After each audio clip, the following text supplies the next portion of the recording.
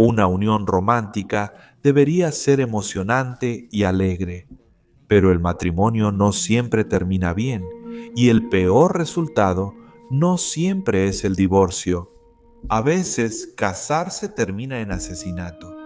En el episodio de hoy, veremos dos casos donde un comienzo feliz terminó en tragedia, mientras examinamos dos escalofriantes casos de esposos asesinos.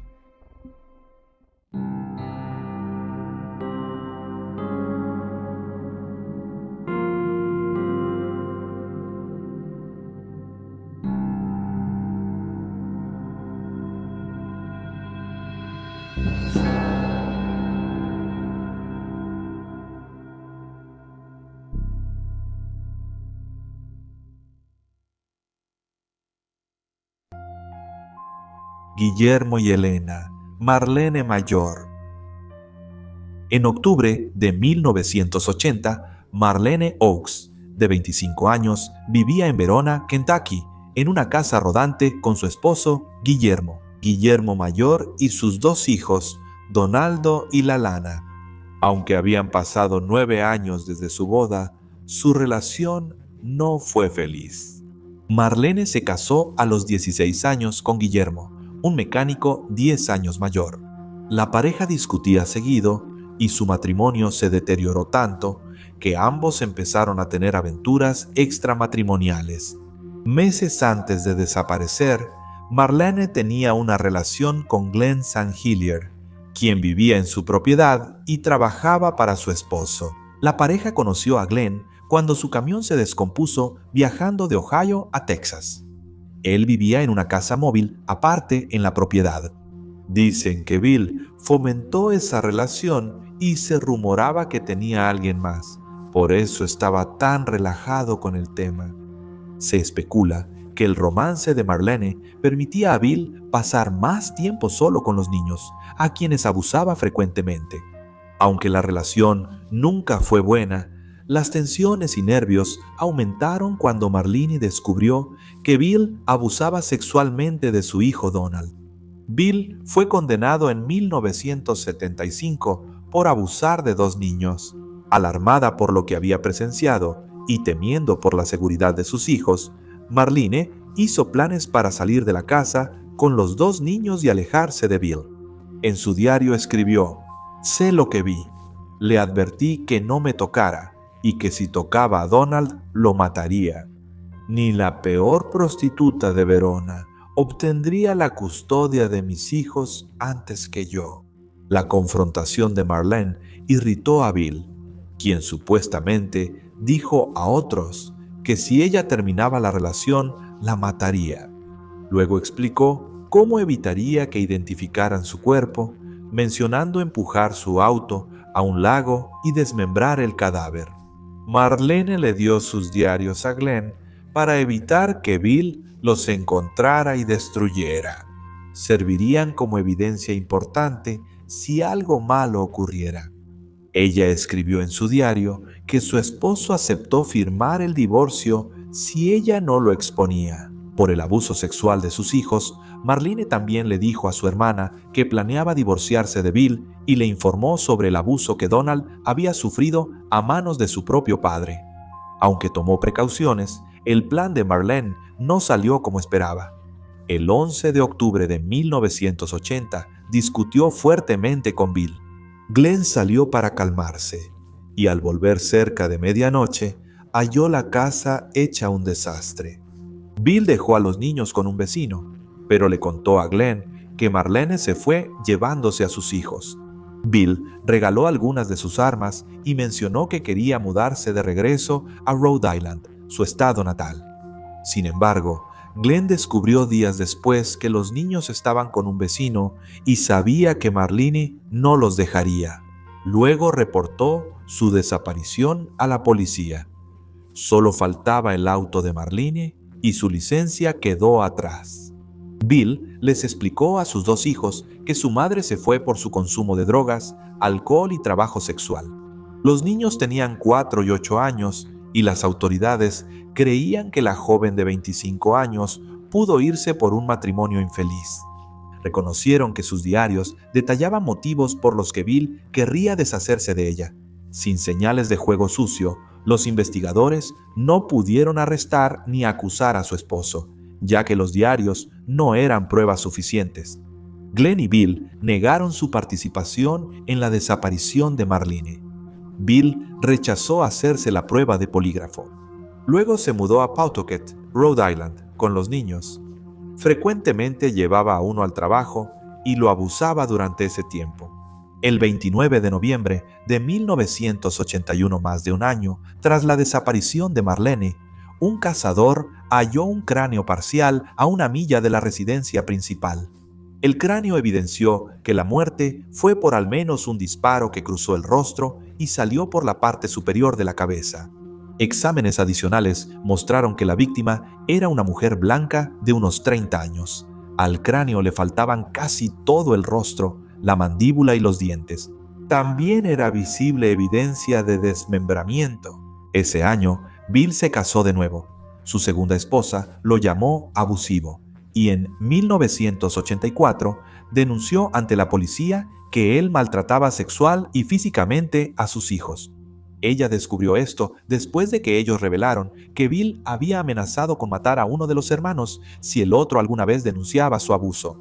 En cierto momento, amenazó a su hija apuntándole con un arma y pidiéndole que guardara silencio. Bill fue arrestado y condenado en 1985, donde le dieron 15 años de prisión. Dolan y Lalana se mudaron con la mamá de Marlene. Bill cumplió solo 11 años de su condena y fue liberado en 1996, mientras que las autoridades de Kentucky querían acusarlo de otros delitos. La falta de pruebas y la prescripción lo impidieron. Aunque no hubo cargos, se confirmó que abusó sexualmente de otros 2 niños. Viviendo con su abuela materna, Lalana quiso descubrir qué pasó en 1981 cuando desapareció su madre. La madre de Marlene creía que Bill era el culpable, aunque Lalana confrontó a su padre para exigirle saber dónde estaba Marlene. Él le dijo: «Si crees que te diré dónde está tu madre, estás loca». Mientras Lalana buscaba a su madre, incluso revisó archivos policiales del condado de Boone sobre el caso. Cuando tenía 20 años, no pudo encontrar más pruebas que le dijeran dónde estaba Marlene. No fue hasta 2001 que Marlene finalmente fue vinculada al cráneo que se había encontrado cerca de la casa familiar. 20 años antes, Lalana entregó ADN mitocondrial para que pudiera ser comparado con el cráneo. Los resultados indicaron que ella era madre de la persona dueña del cráneo. Meses después, el padre de Bill, Jim, aceptó colaborar con las autoridades para ayudarles a reunir pruebas. Años antes, él les había dicho a los investigadores que su hijo le había confesado haber matado a su esposa, pero las autoridades necesitaban pruebas que corroboraran esto para poder acusarlo. Según todos, Jim no quería a su hijo y admitía que era pedófilo. Dijo: «No sirve para nada, no le aporta nada a nadie». Al enterarse de que Bill enfrentaría la pena de muerte por su crimen, agregó: «Yo jalo la maldita palanca si necesitan que lo haga». Grabaron en secreto una llamada entre Bill y su padre, donde Bill admitió todo lo que había matado. Su esposa enterró su cuerpo en un sumidero, tiró el arma y empujó su auto al río Ohio. Dijo que la muerte no le afectó en lo más mínimo. Tras su arresto, Bill dijo que Marlene lo amenazó con un arma, por lo que perdió el control y le disparó 2 veces en la cara y 4 en el torso. Fue acusado de asesinar a Marlene y sus hijos adultos testificaron sobre el abuso que sufrieron por su parte. Finalmente, Bill fue declarado culpable y condenado a cadena perpetua. Según se informa, murió en 2017 aún tras las rejas. Janet Gail Levine conoció a Perry March a través de un amigo en común mientras asistía a la Universidad de Michigan. Aunque los compañeros de Perry lo describían como alguien con algunos aspectos difíciles, Janet pronto cayó bajo su hechizo, cautivada por el originario de Indiana. 2 años mayor, la pareja se volvió inseparable y después de graduarse, Perry comenzó a trabajar en Chicago. Janet se le unió, tomando clases de arte en el Instituto de Arte. Ella sintió nostalgia, así que regresaron a Tennessee, donde los padres de Janet pagaron la matrícula de Perry. Mientras asistía a la Facultad de Derecho de la Universidad Vanderbilt, después de graduarse, comenzó a trabajar en el bufete de abogados Bass, Berry y Sims. Janet se volvió ilustradora de libros infantiles y se casó con Perry en 1987. Tuvieron 2 hijos. El primero nació en 1990, cerca de la fecha de su boda. Arthur, el padre de Perry, se mudó a Nashville para estar cerca de su hijo. Se sabía que los padres de Janet eran generosos con su riqueza. Cuando la casa de Arthur en Michigan fue embargada, ellos compraron la propiedad y se la arrendaron de nuevo. Los registros indican que terminaron el arrendamiento por falta de pago a inicios del 87. Aún así, cuando se mudó a Nashville, los Levines permitieron que Arthur se mudara con ellos e incluso le prestaron dinero para que pudiera establecerse y encontrar su camino en la ciudad. Aunque recibió ayuda financiera, Arthur se declaró en bancarrota en 1991. Ese mismo año empezaron a notarse grietas en la unión entre Janet y Perry. Una asistente legal en la oficina de Perry empezó a recibir cartas anónimas de un admirador secreto.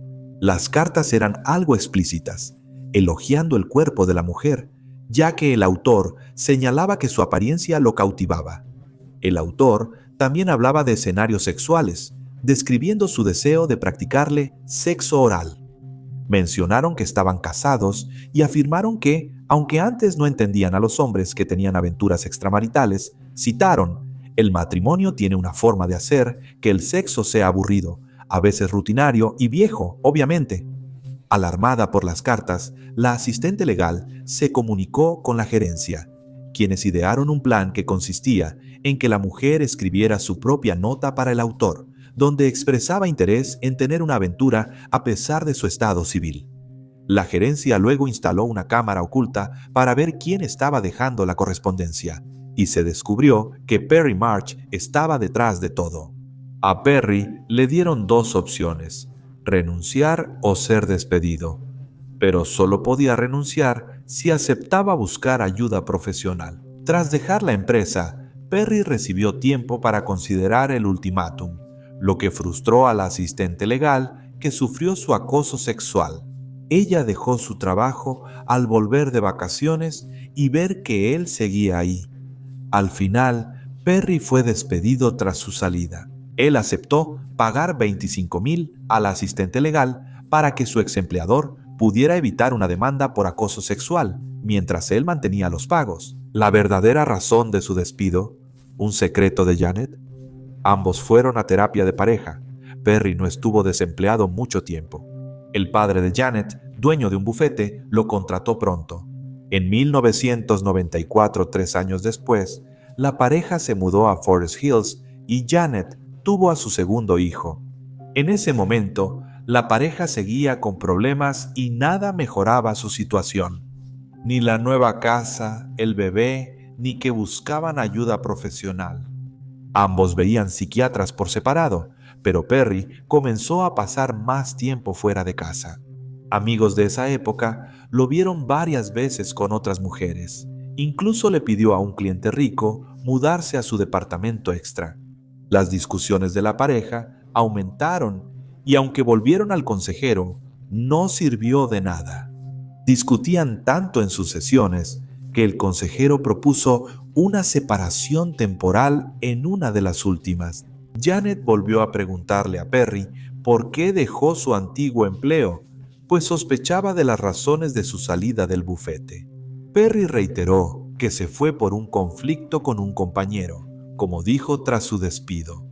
El 14 de agosto de 1996, un día antes de que Janet desapareciera, la niñera notó que la madre estaba más callada y retraída que de costumbre. Janet le dijo que estaría trabajando en la computadora todo el día y cerró la puerta detrás de ella cuando entró a la oficina. Según se informa, este comportamiento no era normal en Janet. Amigos que hablaron con ella ese día notaron que estaba distraída y algo temerosa de su esposo. Ella y su madre agendaron una cita con un abogado de divorcio, para el 16 de agosto. Según Perry, el 15 de agosto, él y Janet discutieron. Después de que los niños se durmieron a las 8, él ofreció irse a un hotel esa noche. Janet supuestamente dijo que tomaría vacaciones cortas y no quiso revelar el destino. Perry dijo que la madre de 2 hijos de 33 años empacó ropa en 2 bolsas y una maleta, subió a su auto y se fue cerca de las 8:30 p.m. Él dijo que ella dejó una lista de tareas para su ausencia. Ella se subió a su auto con dólares, pasaporte y una bolsa de marihuana. Media hora después, los registros de Perry muestran que llamó a familiares y amigos para decirles que Janet lo dejó con los niños. Primero llamó a sus hermanos, luego a una amiga de Janet y finalmente avisó a sus padres cerca de la medianoche. Sus padres dudaban de la historia, pues no creían que Janet se fuera solo por una discusión, pero decidieron creerle a Perry y le pidieron que le dijera a Janet que llamara cuando regresara. Al día siguiente, quienes visitaban la casa familiar notaron un comportamiento extraño. La señora de la limpieza, que llegó entre 8 y 8:30 am, dijo que la casa ya estaba limpia y que Perry le pidió no tocar el cuarto de juegos de los niños. Le comentó que Janet estaba en California por negocios. Cuando la niñera llegó entre 9:30 y 10 am, le repitió que Janet estaba en California. Estaba de viaje visitando a su hermano en Los Ángeles. La niñera dijo a los investigadores que Janet siempre le avisaba sus planes y le dejaba instrucciones antes de salir. Le extrañó que la madre de 2 no hiciera nada de esto. La tercera visita fue una madre cuyo hijo tenía cita de juegos con Janet y Samson, el hijo mayor de Perry. La madre no fue recibida por Perry, sino por Samson, quien señaló que su propia madre estaba ausente cuando ella regresó a recoger a su hijo. Esa tarde, oyó a Perry decir que debía cambiar la alfombra de su oficina. 2 días después de ver por última vez a Janet, sus padres se preocuparon porque nunca había dejado a sus hijos sin avisar y querían llamar a la policía.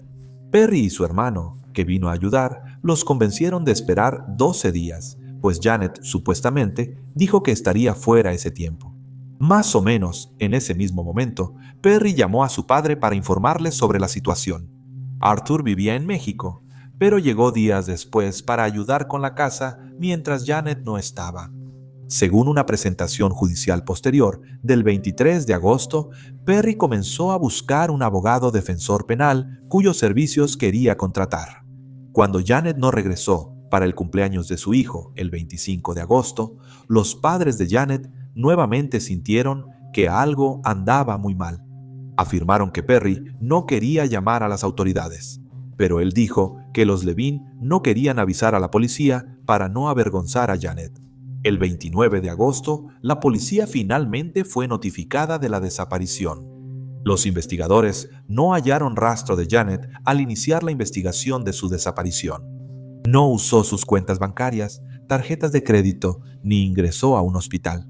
El 7 de septiembre, hallaron que el auto de la mujer, de 33 años, estaba estacionado de reversa en un complejo de apartamentos a 5 millas de la residencia Marks. Dentro estaban la mayoría de las cosas con las que supuestamente Janet se había ido la noche en que dejó a Perry.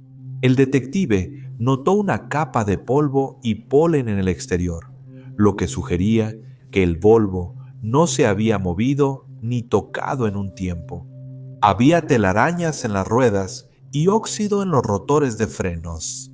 Los investigadores notaron que el asiento del pasajero estaba reclinado y el del conductor cerca del volante. Unas sandalias blancas en el piso estaban cuidadosamente colocadas, no tiradas al azar. Notaron que no había sostenes en el equipaje ni pasta de dientes o cepillo para el cabello en la bolsa de tocador. Los Levine contrataron a un investigador privado que notó que Perry hablaba de su esposa en pasado. Luego visitó el edificio de departamentos donde se encontró el Volvo para poder buscar testigos. Pero fue contactada por Perry, quien le exigió enojado que le enviara por fax una lista de todas las personas con las que había hablado y lo que habían dicho. La policía también revisó el auto de Perry durante su investigación, y aunque dijeron que no parecía particularmente limpio, olía a desinfectante. Se hallaron cabellos y fibras en el asiento trasero. Detectives describieron a Perry como ansioso y él negó permiso para registrar la casa. Las autoridades consiguieron una orden de cateo para la propiedad el fin de semana y la ejecutaron el 16 de septiembre. Descubrieron que el disco duro de la computadora de la pareja fue retirado a la fuerza y nunca se recuperó. También descubrieron que Perry había comprado llantas nuevas para su Jeep el 21 de agosto. El dueño recordó que sus llantas eran nuevas, pero Perry insistió porque quería otra marca. Con esta última información en mente, los investigadores centraron su atención en Perry. Durante las siguientes semanas, él se mudó con los niños a Chicago. Fue escuchado haciendo declaraciones extrañas, como "al diablo con los Levins y la policía de Nashville". Incluso le preguntó a una amiga de Janet qué pensaría si le dijera que puso su cuerpo en la cajuela del auto. Se fue mientras los niños dormían y regresó como si nada hubiera pasado. Perry también cortó el contacto con amigos, conocidos y la familia de Janet después de irse de Tennessee y no asistió al servicio conmemorativo de su esposa. Perry siempre afirmó su inocencia y decía ser una víctima, declarando en 1997 a la Nashville Scene: "No dejaré que un policía equivocado, un hombre vengativo y algunos periodistas desprestigiados destruyan lo que me costó años construir". Para 1999, Perry vivía en México con los niños y se había vuelto a casar, a pesar de las crecientes sospechas. En 2005, Perry fue arrestado, llevado a Los Ángeles, recogido por el FBI y acusado de asesinato en segundo grado, manipulación de pruebas y abuso de un cadáver. A fines de 2004, detectives y fiscales presentaron pruebas contra Perry ante un gran jurado que lo acusó de los cargos mencionados. Perry dijo que se declararía culpable si la condena no superaba 7 años y preguntó a los investigadores por las pruebas en su contra y si habían hallado un cuerpo, y si seguía siendo homicidio en segundo grado, aunque alguien muriera accidentalmente. Aún así, Perry no parecía haber aprendido tras ser atrapado, pues en la cárcel intentó contratar a otro recluso para asesinar a los Levin, quienes tenían la custodia de los niños. En abril de 2006, Perry fue hallado culpable de malversar $200,000 de la empresa de su suegro en los 2 años previos a la desaparición de Janet. 2 meses después, fue declarado culpable de 2 cargos de conspiración para cometer asesinato en relación con su intento de hacer que mataran a los Levin. En este plan, contó con la ayuda de su padre, quien luego fue declarado culpable y encarcelado por cargos similares meses después. Aunque no se encontró el cuerpo de Janet, Perry fue condenado por asesinato en segundo grado, manipulación de pruebas y abuso de un cadáver. Su padre, Arturo, admitió haber ayudado a deshacerse del cuerpo de Janet. Perry mató a Janet en una discusión y luego la enterró en una tumba poco profunda cerca de la casa. Al enterarse de los planes de construcción, pidió a su padre que lo ayudara a desenterrar el cuerpo y trasladarlo. Janet fue enterrada en Bowling Green, Kentucky. Aunque la policía creyó su versión, Arturo no pudo guiar a los investigadores a los restos. Perry continúa en prisión, cumpliendo 56 años. Su padre, Arturo, murió 3 meses después de iniciar su condena de 5 años. El cuerpo de Janet sigue desaparecido hasta el día de hoy, y ahí tienen los hechos. Por favor, deja un comentario aquí abajo con tus propias opiniones y reacciones. Y recuerda darle like a este video y suscribirte para apoyar al canal. Gracias por ver, mantente alerta, mantente seguro y nos vemos la próxima vez.